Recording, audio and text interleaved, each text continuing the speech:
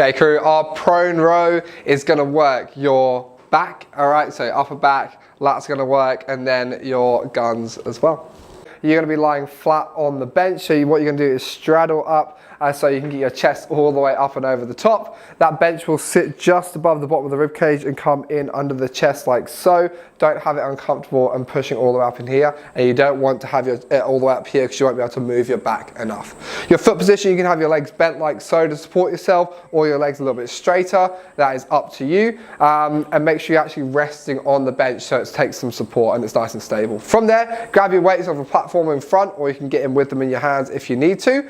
And then all we're gonna do is drive our elbows back towards our hips, come back and squeeze our whole back together in here. All right, so lines are nice and slow there. Reach back to your starting point, drive elbows back and squeeze that whole back together again for me. So make sure, guys, you're going through a full range of motion, driving forwards and back with a nice big squeeze at the top. At the end, pop them back on the box and go for it. If you want to be a little bit extra with that one, guys, you can arch your back off the bench and it's going to give you a little bit more range of motion if you struggle with the shoulders popping forwards. For your dumbbell incline chest press, you're aiming to work the chest or the pecs, okay, that come across like this. The front of the shoulders and the triceps are all going to work.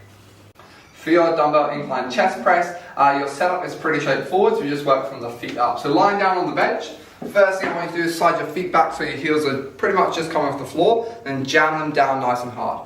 From there, we're going to arch our back and squeeze our shoulder blades together, okay? So what that gives us is a nice big chest and an arch and a gap in the back here. All right, Lana's got a lot of mobility there, so if you can't get that high, that's fine. All we need to do is arch enough to bring our shoulder blades flat on the bench, okay? You should feel your shoulder blades flat like this, not jamming into the bench. What that allows us to do is get a nice round chest, okay, instead of go flat for me, instead of popping up with the shoulders here. That's what we don't want to see, all right? Because you're going to get those shoulders more than we want and no chest working. All right, so arch that back. All right, now we've got that rounded chest. Elbows are tucked at 45 degrees. All right, and from that position, you straighten the arms and finish above the shoulders, all right? Hands don't have to twist too much, you just go straight in the air, they don't have to come together or anything, all right? But we can maintain that arch and that big chest the same the whole time. At the top, don't go flat, don't protract the shoulder, stay set. Control your descent, elbows go down at 45 degrees, okay? We go as far as we can without those shoulders popping up. And then we go back to the top position, and you'll notice how Lana's dumbbells move forwards as she comes down,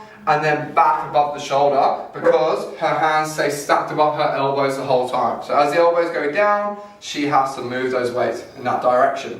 With this, it's all about intent on the way up, lots of power through the movement. Straight arm cable pull down looks like this. All right, for our straight arm cable pull down, setting up, we're gonna hold on to those handles or the bar, whatever you are using, stepping back, and then we're gonna hinge forward so that we mimic the angle of the cable. This is also going to ensure that when we're at the top of the range, we get the full stretch through the lats and get that full range of motion. If you're standing tall like this, we're only gonna be going halfway and not getting the most out of the exercise. So hit that nice flat back, nice big hinge. Now from this top position, we're going to think about drawing those shoulders down. So set those shoulders down into back pockets and then bring those hands down past your hips or just to the outside of your hips.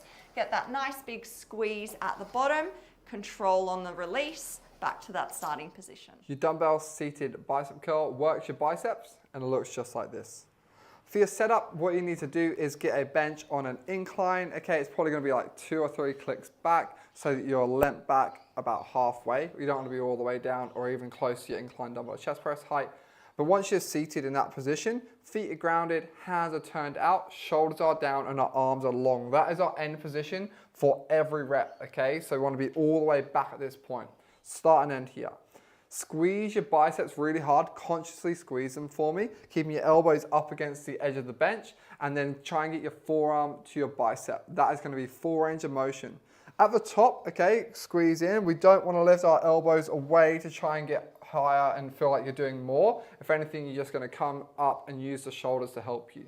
So turn out, shoulders in place, squeeze the biceps. All right, so for our glute dominant reverse lunge, our glutes are going to be the primary working muscle, but then the rest of the legs are going to help out as well. I'm going to be close to a pole here. I'm going to hold on to the front, just to increase our stability here so we can really load up through those glutes.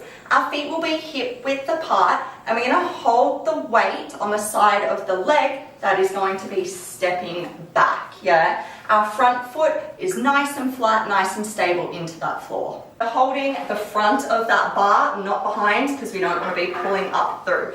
From here with our feet apart, we take a big step back and we have that nice lean forward through the torso. That helps increase the hip bend and get that nice big squeeze and stretch through our glute. Our front foot stays flat on the floor and our knee is directly over our heel, so that nice vertical shin. When we come to the top, our outer foot or our back foot is just going to hover. We don't take weight onto it. All the weight stays on that front foot. Sink that back knee low, drive tall, and repeat.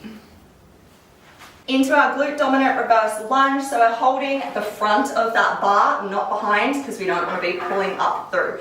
From here with our feet apart, we take a big step back and we have that nice lean forward through the torso. That helps increase the hip bend and get that nice big squeeze and stretch through our glute.